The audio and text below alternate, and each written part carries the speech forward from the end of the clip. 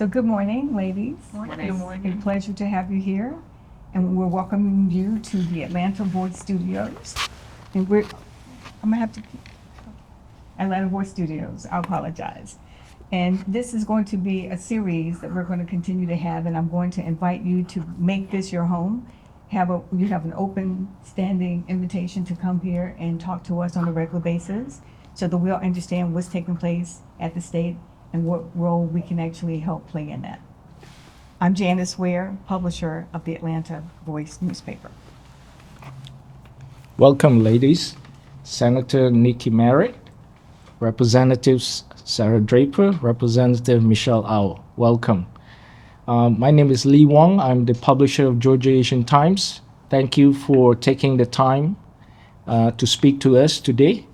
This is an important conversation that is long overdue, especially speaking directly to the BIPOC community, which is the African American community in Georgia, the Asian American community in Georgia, and our co-host from Mundo is unable to join us today. This is part of our ethnic media collaboration conversation with Georgia minority community. Usually you will not have this opportunity to speak to us directly, but we are providing that platform for you guys to express your views and also to share your thoughts on legislation upcoming in the coming year with us. I'm going to start with the first question, which is, all of us recently witnessed the senseless shooting at Appalachia High School last week. As a legislator, as most of the parents here in Georgia are so worried and so concerned, including myself, what can be done legislatively at the state capitol by both sides, bipartisanly, to make our schools safer for our kids to be able to enjoy going back to school? I would like to have all of you provide that input. Thank you. So I'll just go ahead and get started since I'm close with you guys. I know that having seen this latest school shooting in Georgia, which was the deadliest in Georgia's history, it hit a lot of us hard, right? Because it was close to where a lot of us live. It was close to Metro Atlanta. And many of us have children who are in school, right? All three of us have kids who are in elementary school, middle school, high school, and college, right? So it's hard not to see that and think about your own family, think about your own communities that you represent, and how people are scared to send their kids to school, which should not be, right? As legislators, I think it is also difficult to see that shooting and not feel an incredible sense of dismay at all the missed opportunities we've had, not just in this past session, but over the past decades, in preventing or mitigating this type of harm, right? I think that there are many common sense solutions that have been available to us and are right at our fingertips that we could have chosen to taken up even just these past 2 years. And that was an act of negligence, frankly, and an omission of our duty that we did not. In this case in particular, when you see that there was a shooter who was 14 years old and had access to essentially a weapon of war to bring into a school and shoot his classmates and his teachers, it is difficult to not ask, how could a 14-year-old get access to this weapon, right? It is difficult to see that there were so many points at which we could have intervened, including the FBI actually coming to his house a full year before this incident, and not think, how could this not have been flagged, right? How could this not have led to an intervention regarding the mental health of this patient, not regarding, restrictions on access to this weaponry that he did end up using, right? So I think that it's dismay that we respond with as legislators, but it's also a chance for us to work together with members of both parties to come to some solutions that I think are sorely needed. And you're right that it does have to be a bipartisan solution, because in order to have a majority in the Georgia State House in particular, when it comes to gun safety legislation, Democrats and Republicans need to work together to form the legislative majority that you need to pass any bill, right? So I look forward to working with our Republican colleagues to finally get something done on this issue. Great. As a legislator, I'm extraordinarily frustrated because I do think this was something that was preventable. We had the tools at our disposal to prevent this from happening in the form of legislation, much of which was authored by Rep. Au here. But we did not have the support from our Republican colleagues to move that legislation forward. And, you know, I do not want to politicize what is a human issue. Right. But at the core, change is based on politics, right? The ability to pass legislation. And we are in a situation in Georgia where Republicans control the House and the Senate and the governor's office, and they have complete control over the legislative agenda.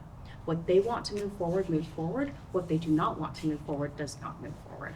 And time again, they have chosen to open up gun laws and not move forward common sense gun safety reform, like the safe storage bill the representative has authored. So these were tools at our disposal that our colleagues on the other side of the aisle actively chose not to push forward. And we're in the situation that we are now because of that. And so it is extraordinarily frustrating to me as a legislator.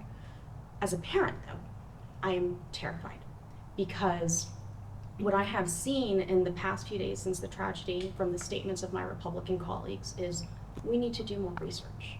We need to do more thinking. We need to start having conversations about implementing a plan. We need to take this step by step. All this extraordinarily passive language.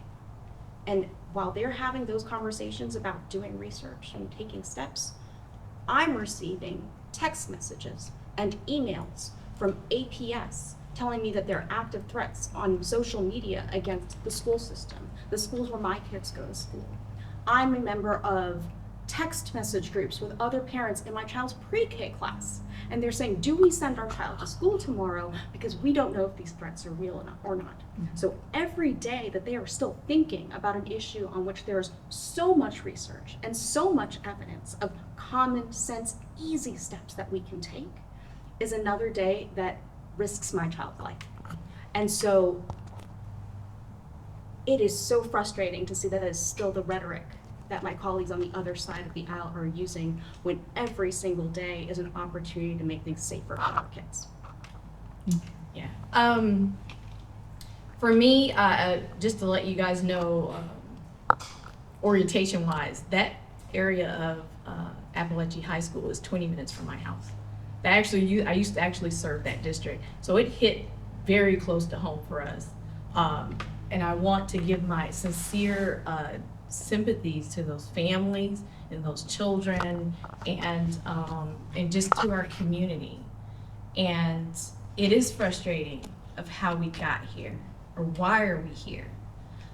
Our children are traumatized, and I know some of you have seen it. The kids are going on TikTok and they're sharing the stories of the trauma.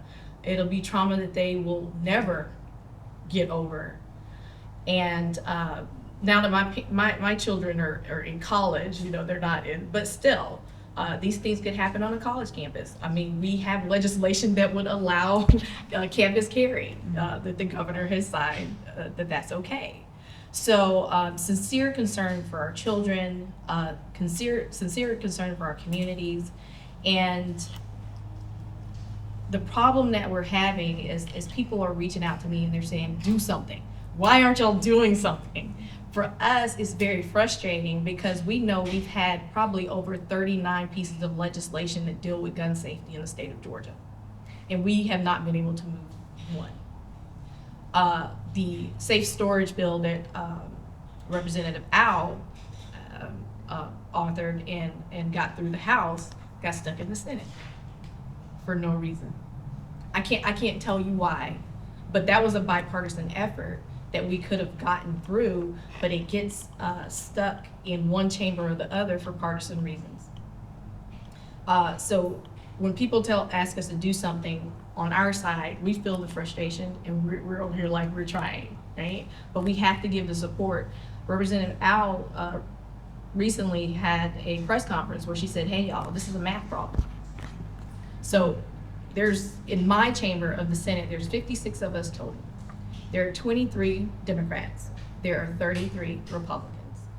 So for instance, if I want to move a bill on my side, I gotta have at least 7 of them to agree with me. only 7.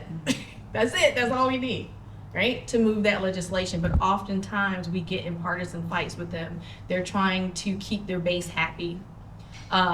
Just recently, even after all of this aftermath, they have some of their base and their gun rights advocates sending emails calling people like Speaker Burns, who has expressed that he's interested in moving legislation. They're calling them rhinos now, spreading more conspiracy theories.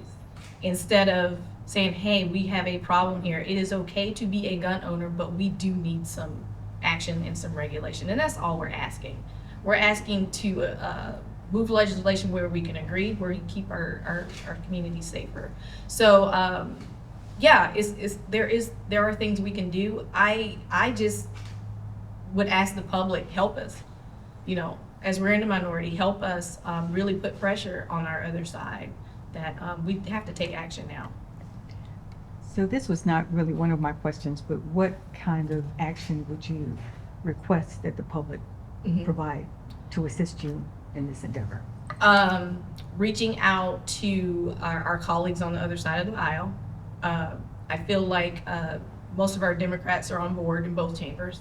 We're ready, but we do need pressure on the governor, because ultimately it is up to Governor Kemp to sign the legislation. The governor has broad power. There's a trifecta down there. We all know that. Governor, they have both chambers. I've seen legislation move very fast. I've seen it move very slow. I've seen legislation move in 48 hours and it's on that governor's desk by 5 o'clock. We can do it. It can be done. So pressure on the governor, pressure on the leadership on the Republican side of the aisle. I'm just going to be real about it. Call them, call your rep, say, hey, we're ready for action here. We're ready to do something. Can I give you a very specific charge of things that we can do to start to move this issue? So on the House side, just to do this math problem again, there's 180 seats in the Georgia State House. We need 91, which is a majority, to pass any bill, right? There are 78 Democrats. So what that means is that we need 13 Republicans to vote with us to pass really anything, right? There are certain folks who may be more sensitive to or persuadable on these issues. And what I would like folks to do, because let's be real, like we are in an election season now, we are really in the heat of it because we're past Labor Day. So we recognize that electoral concerns are foremost in a lot of people's minds, right?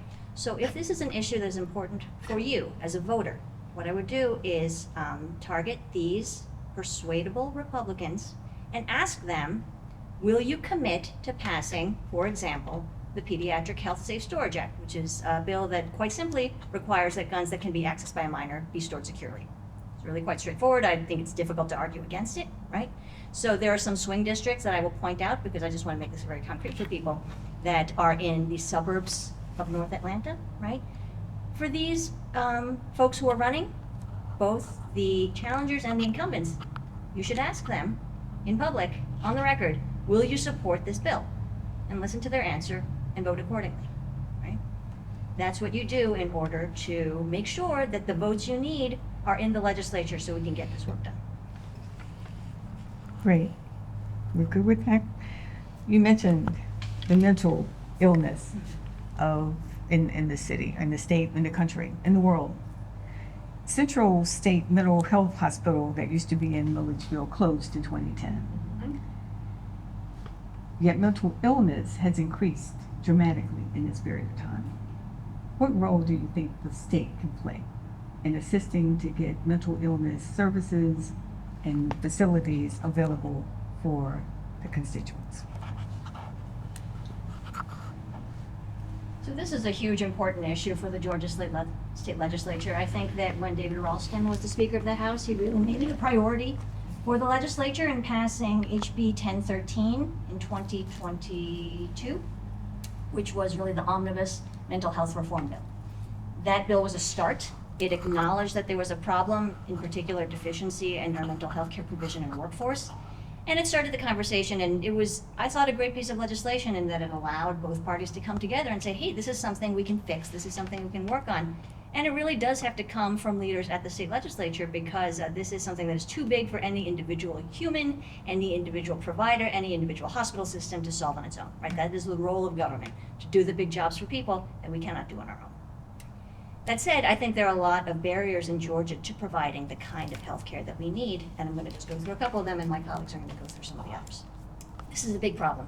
Large problems have many etiologies, meaning like factors, and many solutions, right? One of the issues has to do with the fact that Georgia has a very large uninsured population, right? So even for patients who need mental health services, are looking to get that kind of help that they need, they do not have the health insurance to get in the door for these providers, right? Part of that, in fact, I would say a very large part of that, is due to the fact that Georgia is one of the only 10 states left in the nation that has still refused to expand Medicaid under the provisions of the Affordable Care Act, right? So what this means is that we are losing out on a huge pot of federal funding, which we have already paid into. This is our money that we paid in the form of federal taxes that is earmarked to come back to Georgia to help our patients, and that we have been refusing. If you can figure out how that makes sense, please tell me, because I have not been able to figure that out, but that is a resource that we need and that we are not getting, right? So that is one of the factors. Second factor is that there is a mental health workforce shortage. That is true nationally, because it is just difficult to get people into these fields that are a lot of work, a lot of stress, sometimes at low pay, and it is just one of those sort of like under-resourced fields in medicine, right? One thing that does make it worse in Georgia in particular, in addition to the fact that we are, I would say, hostile to the access to care that patients need in this Affordable Care Act piece, is that Georgia, sort of more globally, is perceived to be by many healthcare providers as hostile to the practice of medicine. That is because, sometimes people talk about the unfavorable legal environment here. Some of the folks refer to some tort reform as something that could help with that. That's a separate conversation. But one other larger piece is that younger doctors, trainees, are reluctant to move to a state that has demonstrated it is hostile to reproductive health care in specific. Not just because of our patient care, criminalizing medical care is a huge problem that many people would not choose to walk into, but also many young practitioners are of the age where they're looking to start families, right? So why would you relocate and start your career in a place that is proven to be hostile to not just the practice of medicine, but support for families and reproductive health care choices? As Rep. Al said, Medicaid expansion, we know, would help fill a huge gap in mental health services and just healthcare in general. We did come close this session in the Senate. We had a Medicaid expansion bill. It did get a committee hearing. Unfortunately, it died in committee, and we could not move that legislation. But we do know that is probably the most responsive solution. It'll start to mental health care. We've been able to get some legislation moved, as Rep. Al said, and we've had like first responders bills. We've had that come through, and that would just have allowed first responders to, look at whether this person needs mental, assistance, or are they truly criminal. So it's those types of legislation that we want to have sensitivity to and continue to see that. But we also need the resources and the money, and Medicaid expansion is our best hope for getting the resources and money through all of our communities, because it will take a state and local solution in partnership to deal with the mental health crisis that we have. We know I serve on children and families, and we are dealing with some areas in DFACS where children that we are trying to support in DFACS are not getting the mental health services that they need as well. Some of it is we just don't have manpower. Some of it is we just don't have the resources. So again, I just want to reiterate that Medicaid expansion will go a long way in us being able to respond to. You mentioned the closing of hospitals. I mean, that is a problem we have seen. It is a problem that the expansion of Medicaid would address. But right now in Georgia, we have 159 counties. Less than half of our counties have an OBGYN. And it's not unrelated that we have the worst maternal mortality rates in the country, and especially among our Black women population, right? So all of these things are related. The other thing I'll mention is that we have a we were talking about mental health and the mental health bill that was passed 2 years ago, broad bipartisan consensus, but that was just a start. There was a secondary bill that was going to continue to expand mental health services that was passed the House this last session, but died on the Senate. So there was not, the consensus that we needed to pass the second part of a very important mental health expansion of services bill. And I just want to connect some dots because we started this conversation talking about gun safety. And if you look at the rhetoric of some of our colleagues, when there is a problem with guns, when there is a shooting, they will point to mental health as being a root cause of why there is a gun problem. It's not the guns, it's mental health. But when the Georgia General Assembly had an opportunity to offer more mental health services, they declined to do so. So I just would really encourage people to not only listen to what politicians are saying, but what are their actions saying. Those are great comments that you have provided on Medicaid and the shortcomings. Following up on the question on Medicaid itself, Governor Kemp has this program called the Pathway to Coverage, which require the citizens of Georgia to have a job in order to qualify for full Medicaid coverage. And the experts are saying there is a problem with that because the work requirement is just too burdensome. And as legislator, are there ways that you can mitigate this and help in providing assistance to the community that needed help? So Georgia Access is the governor's own bespoke solution to what we have already talked about, which is that Georgia has the second highest uninsurance rate in the nation, right? So in lieu of fully expanding Medicaid under the provisions of the Affordable Care Act, which is a solution that has been demonstrated over the past decade and a half, he has chosen this Georgia Pathways program, which requires patients to work a certain number of hours in volunteer work or other types of approved employment per month to qualify, right? And I think that to some people that sounds good, right? I think that this rhetoric that is floated, that people have to have skin in the game and all this sort of personal responsibility type of rhetoric is something we hear a lot from Republicans. And we can talk a little bit about the moralizing of whether people quote unquote deserve health care maybe later on, because I have feelings about that. But let's just understand what the goal of Medicaid is, and what the goal of Medicare is, and all these programs that we talk about. The programmatic goal of Medicaid is to decrease the uninsurance rate. That is the programmatic goal of the Affordable Care Act also. The programmatic goal of Medicaid is not to increase employment, right? So I think on its face, and the argument that has been made by the Democratic administration, is that this type of law is unconstitutional, that it does not serve what the federal goal of this program is, right? So you cannot gatekeep people's access to this by putting on these sort of restrictions. So that's putting that to one side. Does this program work? It does not, right? I regret to say that in some sense, because obviously the goal to give more people who cannot afford it health insurance is a good one, right? And I commend anyone who looks to expand access to care. However, what we have seen in other states that have imposed this type of work requirement, and I will point to Arkansas in particular, which also had this sort of plan in place. Arkansas actually pulled the plug on their very similar plan after about 9 months, because what they found is that patients actually were losing healthcare access, not because they weren't working, because we know that the majority of patients who are on Medicaid are already working, right? This is a false rhetoric that people are not working and looking to get, quote, free healthcare, right? What happened was that patients who were eligible and were working were unable to qualify because the way that you had to report the work requirements, the types of work that were accepted, and the time requirements, the difficulties in connecting with what we can probably understand to be a very dense bureaucratic program, made it unable for them to access that care. So people were losing health care. And in Arkansas, they actually pulled the plug on that program because so many people were being endangered by losing their health care. And since that time, they have fully expanded Medicaid under the Affordable Care Act, which is something that I hope that Georgia would look at. Like we seek to learn from the mistakes of others so we do not make them again. Georgia, I think, ran headfirst into making this mistake, and it's being borne out over time again, this was predictable, this was avoidable, but hopefully as our Republican legislators who want to practice fiscal prudence, as we hear all the time, see the amount of money we are losing on this program and the very few patients that are gaining access, they will realize that this is an imperfect solution to what I think is a noble goal.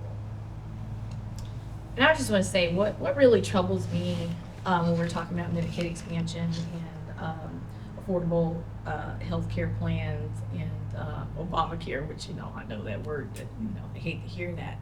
But what is troubling to me, I see more actions by the other side to continue to dismantle access. We're seeing attacks on ACA. That's happening even at the state level. At one point, we had the database, the federal database that housed ACA. And now the state has moved to a state-run database for those insurers. To me, that's just a step of, we want to take control of this, and it is also a step, in my opinion, to dismantle Obamacare and make it harder for people to gain access and have the coverage. That's just one of the things. We already know, and as Representative Al alluded to, we already know it is more fiscally advantageous for the state of Georgia to adopt full Medicaid expansion. And despite knowing the numbers, and we do have some colleagues on the Republican side that would support a Medicaid expansion bill, and they have seen the numbers, and they have given the numbers to the governor. But despite that, we still can't pass Medicaid expansion. And I guess I sit frustrated, like, we know it's more fiscally responsible. We know it would cover more people. However, we are still putting up roadblocks to make it harder for people to access insurance and medical care. We had to go through a whole recertification process this past 2 years for people to recertify their Medicaid expansion. That caused, in my opinion, people to fall off because the word didn't get out despite us, educating folks, letting them know you're gonna have to recertify. I just felt like that was another roadblock to throw people off of healthcare. So when I look at it, it's just very troubling that people kind of come to me and say, well, why doesn't the governor care? Why doesn't he care that our healthcare outcomes in Georgia are some of the worst? I have doctors that come and speak to me, they just don't get it. They're showing me the numbers that, other states and other countries are taking care of their people better than the state of Georgia. And I discussed some of the roadblocks that we're having and the numbers issue that we're having. We're in a math problem. So it is very frustrating for us, and there's so much that we could do. I wish I had an answer as to why, but a lot of times you get kind of the sentiments of people and the constituents on the other side of the aisle. I don't want to pay for other people's health care. So then my conversation is, what is it going to take for us to get others to care about others? Where's the humanity in the community in that? Not just that though, but also I think what we should ask people is, how much do you think it's costing you to not be funding Medicaid expansion, right? Because I think that's an invisible cost to people. They think, oh, I don't want to pay for someone else to get health insurance. It is costing us far Right, more. it puts to more have burdens this on our healthcare. Yeah. high uninsurance rate. Yes. And we just don't feel it the same way because Yeah. it's not like when you go to the supermarket and you're buying a loaf of bread, you know how much that costs and you get a receipt. This cost of uncompensated care in Georgia is enormous, and that's why we see all these rural healthcare closures in addition to all the other problems we talked about. So I think that's where we need to redirect people's attention when we talk about cost. That's great. The state of Georgia has a large reserve. What is that money slated for? And how can that money be used? I'll tell you what I know. I know we're sitting on a $60 billion surplus. Yes. Okay, y'all, that's extra money, not what we need to run the state. And our surplus is actually a higher percentage than most states. So we have a higher percentage of a surplus than most states. That's a good question of why we're not spending that money on, let's say, healthcare. Why are we not spending that money on housing? And we have a huge housing problem here in the state of Georgia. This is what everybody complains to me about. Not only is there not enough, but what is out there is not affordable.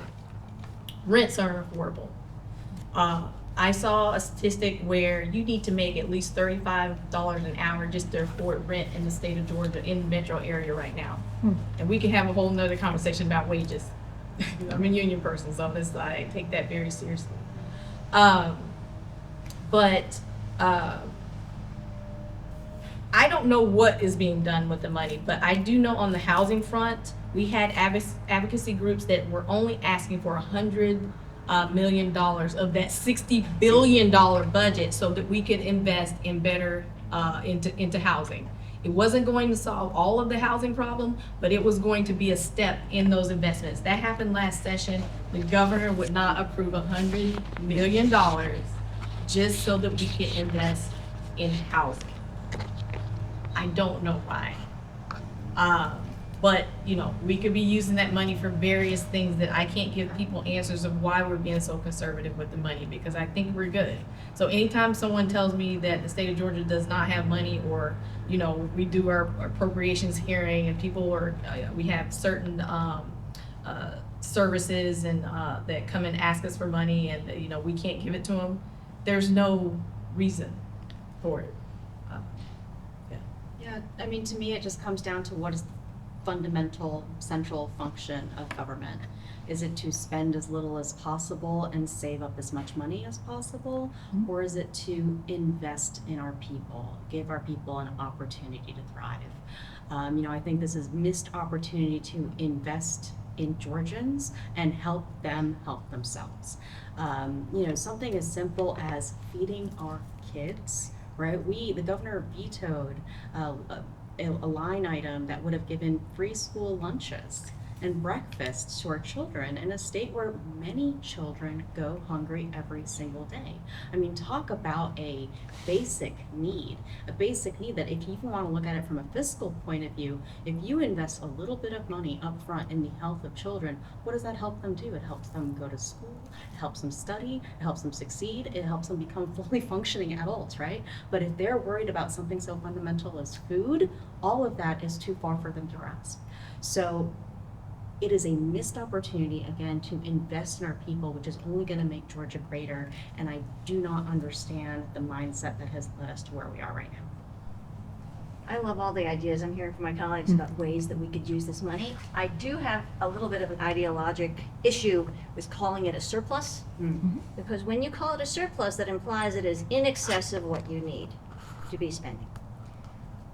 And I would argue that it is not in excess. I think that we have abdicated some of our responsibility in not spending it in the ways that we're hearing, right? And I would like people to start thinking about this quote unquote extra money in that way, as this is money that you have held in reserve in sacrifice of other goals that we have as a state government in terms of taking care of people. One other thing I bring up is Georgia has an excellent Hope Scholarship program that I think we're all very, very proud of, right? I think that it's one of the crown jewels of our state that we have this Hope Scholarship. One way I think that we can further invest in the state, in our students, and frankly in our workforce, is to look to expand the Hope Scholarship to not just merit-based students, but also need-based, because I think that we can recognize that there are many students with incredible potential that may not manifest it in the ways that are visible on a transcript or in standardized test scores, right, which are the metrics that the Hope Scholarship tends to look at. This is, again, a missed opportunity. And when we talk about the state growing, having all these advanced industries coming to our state, which is wonderful, right, and having a workforce shortage in those arenas, how do we grow that workforce? We train our own. You grow your own, right? And we do that by encouraging students to go to college, seek a higher education, and stay in Georgia. So this is, again, a huge opportunity that I hope we will take advantage of moving forward. I just wanted to make one more point about the budget. I want to remind everybody, the money that we're talking about is your money. That's your money. It's not corporations' money, because we know they're not getting taxed. Your money, right? And the thing about that, we can't be best in business in the state of Georgia or even tout that if we're not taking care of people and the people that are powering these businesses. And it is your money, and you should have say in how we are spending your money so that you're getting a return on investments for yourselves, your family, and your communities.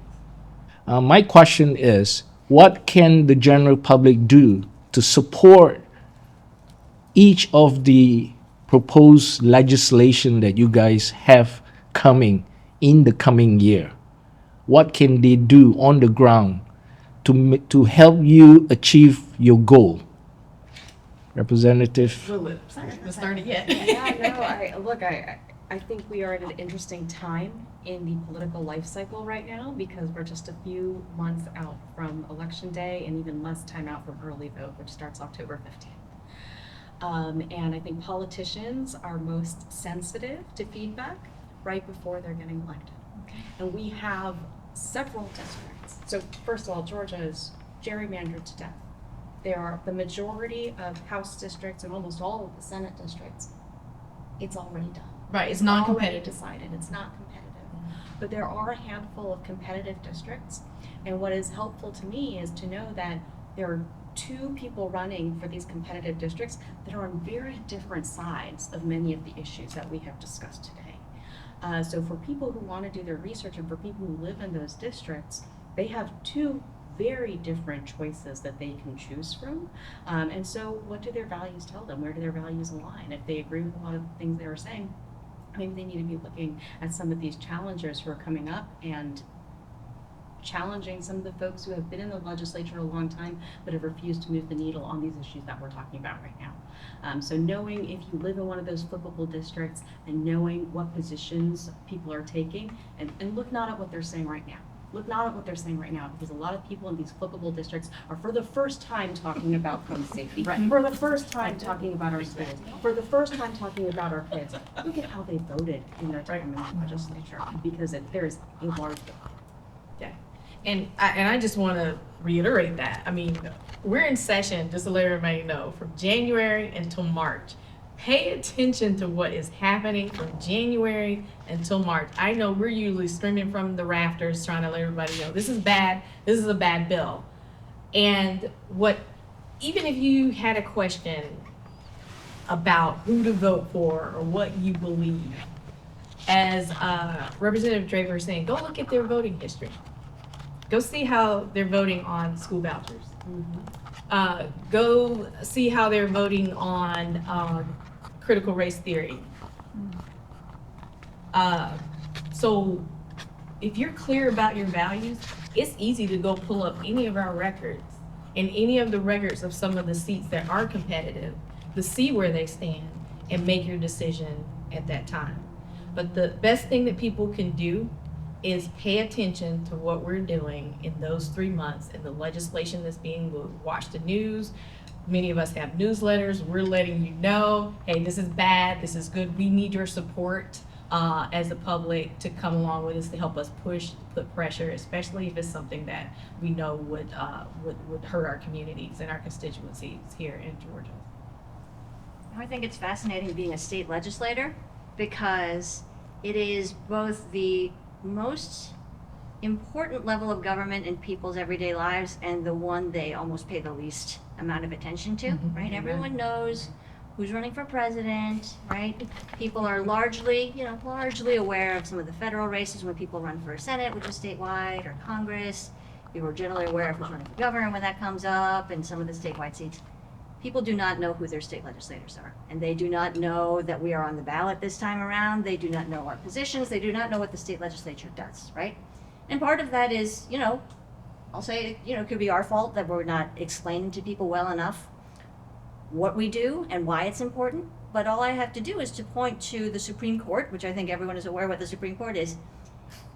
Our newly federalized Supreme Court, God love them, pushing all these important issues to say, let the states decide. It's a state issue. State legislatures are the ones making those choices, right? So that means it's incumbent upon us not just to use our power with our vote, which we talked about, but also it does take a little work. It takes research to know what's going on, right? So I encourage people, this is a homework assignment for you too. And we actually had a tutorial on our social media that walks people through the Georgia State Legislature website because it's, I think, actually pretty well laid out. It's gotten better over time. How to look up a bill, how to look up your legislator, how to look up their contact info, how to look up their voting record, how to look up what bills they've sponsored, look up what bills they've co-sponsored, right? There's so much information that's out there. You can watch committee hearings after the fact and see the discussion. I would say 80% of the work that's done is before a bill hits the floor. That's available to people, but I know no one watches the committee meetings. We try to share them when we can, but this is really important information. So it's not just that you have the power to vote us in or out, but you have the responsibility to know what's going on. That's quite interesting, and I appreciate those answers. So technical colleges are a valuable asset in this state. Yet the funding that we have in reserves, possibly, could be used to help fund more of those colleges and the programs that exist. Specifically, the dual enrollment program, which I think is phenomenal, but a lot of people are unaware of that dual enrollment program. How can we better serve our constituents and our readers about the program, and what can you guys do to assist those technical colleges in getting more resources?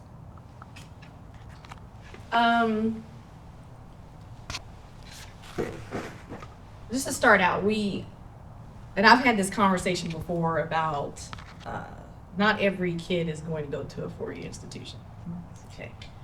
There is also a stigma around, and that's something that parents maybe need to talk to themselves about, as to what technical school is and what learning a technical skill means.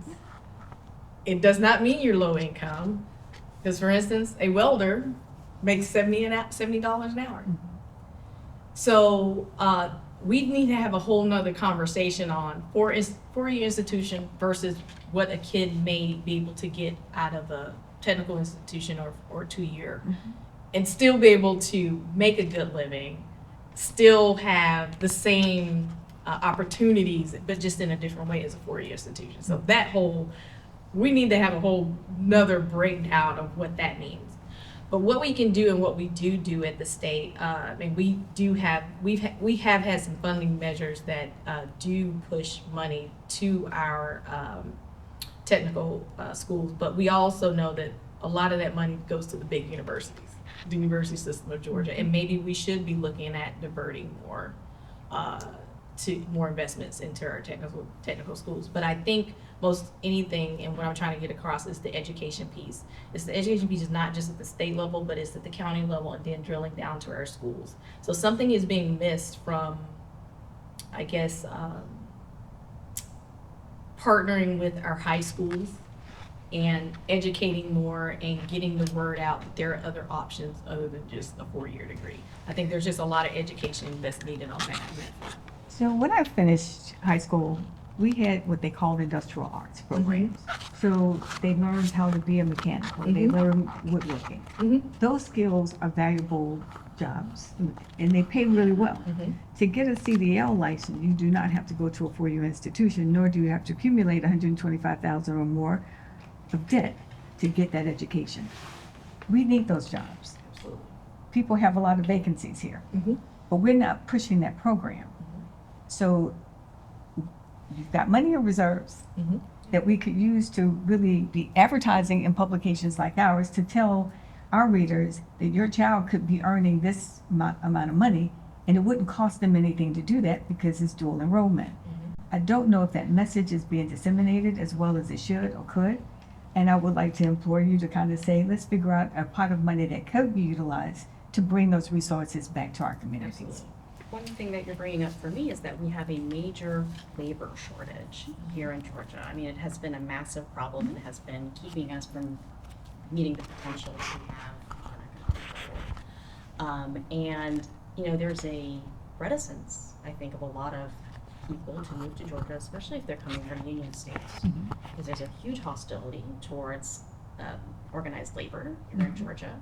So those people are not going to come here and fill those vacancies. And so it is, what option is left? It's training folks within Georgia to take a lot of these jobs that we cannot fill that are great, wonderful jobs.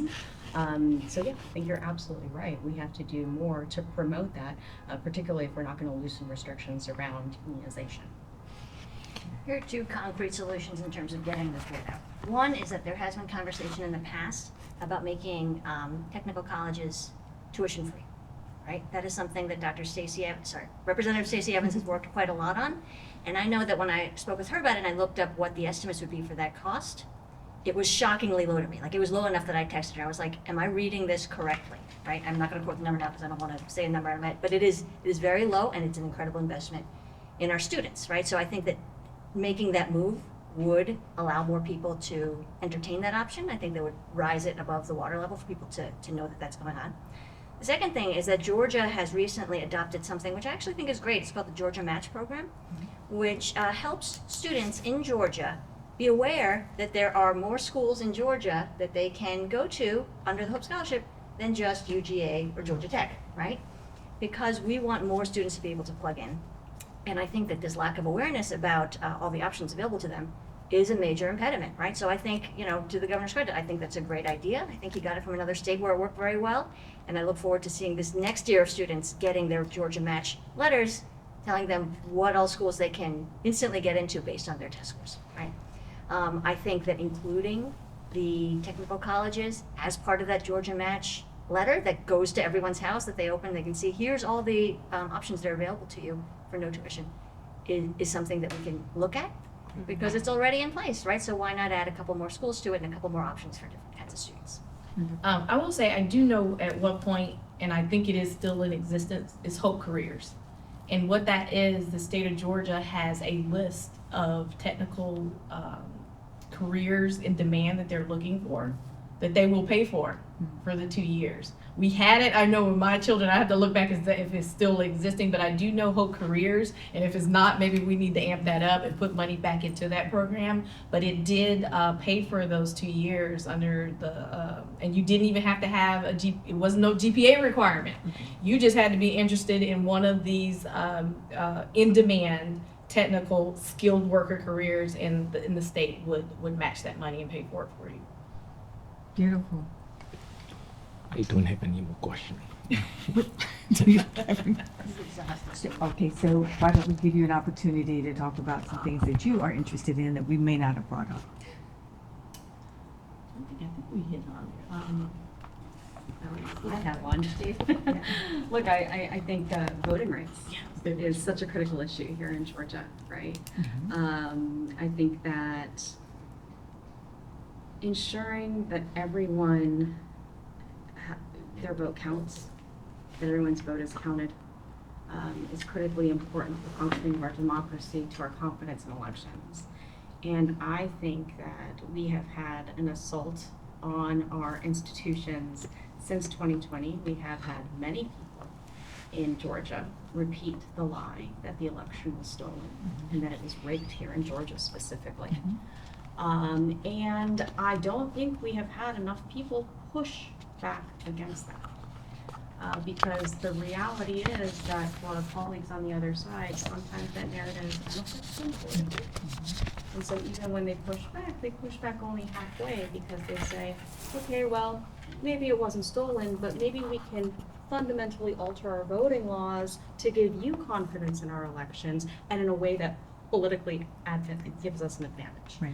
And I think that is what we have seen over the last 4 years in Georgia. And in doing that, I think they've been playing with fire. Because now we are on the cusp of the 2024 election, and you have groups of people who are very loudly saying the election was stolen in 2020, and it's going to be stolen in 24, and that things have to happen now so that it's not happening, so that it's not stolen in 24. And we have a pressure cooker situation that is on the verge of bursting if someone doesn't let the steam out. So being consistent about our messaging and voting rights, that we have fair elections in Georgia, that we have free elections in Georgia, that it is functioning, right? And that people's votes count, I think is a very important messaging from all elected officials on both sides of the aisle, and not feeding into this narrative of conspiracy and frankly, just craziness. So I think that's something that regardless of the outcome in November, we all need to encourage our elected officials to do. Okay. So I do have one other, housing and homelessness. Oh, I can talk to you about the housing. Okay. So, as I was saying before, housing is a huge issue, and the legislature, to a large extent, has really failed to address housing in a significant way. It seems like we're always kicking that can down the field. But we could no longer afford to ignore the problem. It's the problems I touched on before. We just don't have enough. And what we have is it's not affordable. And then we have corporate investors coming in and scooping up Exactly. what we do have. We have a huge rent problem. So what I'm still going to continue to advocate for, and what we were able to get a hearing on and get the bill out of my Urban Affairs Committee, is a rent control bill. And basically, in the state of Georgia, rent control is illegal. So we would essentially have to repeal that law first. And the bill that we had, it would do that, but it would kick the regulation of rent to our localities. And I think our local government is better able to deal with rent controls and the rates. We just kick it to her. So that's what that bill does. We get a lot of pushback from the Realtors Association, these big lobby firms, and apartment associations, because they don't think that is the answer. They think, it will decrease investments, people won't come here and build and develop, and that is false. I do not agree with that. So that's one thing that we can do. The second thing, which I already hit on, is asking in our budget for some investments in housing. So that is another initiative I know I will still be looking to push as we're trying to deal with housing. And the third thing we have to do is find a way to slow or put some road guards on corporate investors coming in and buying up all of our homes, as well as increasing our supply. And to increase our supply, we are going to have to find money to incentivize developers and builders to want to build those affordable homes. And that may take investments from the state. So I want to thank you, and I would like to invite you back to have different conversations with us during the session, because I think that would be important. But Lee is going to close us out.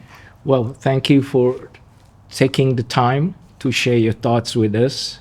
We would love for you to come back during the session and use the Atlanta Voice Studio as your platform to speak to each of the community.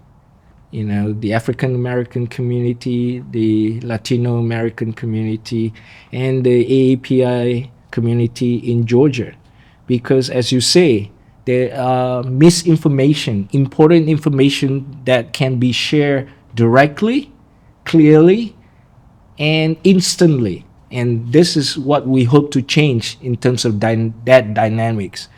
As we all know, the mainstream media like the AJC, the Georgia Public Broadcasting, is doing what they do, but it's not enough to reach out to our community of colors. We have our own agenda, we have our own narrative, and we need to be able to push that. And again, I thank each one of you for taking the time to come and speak with us, and God bless. Thank you. Thank you.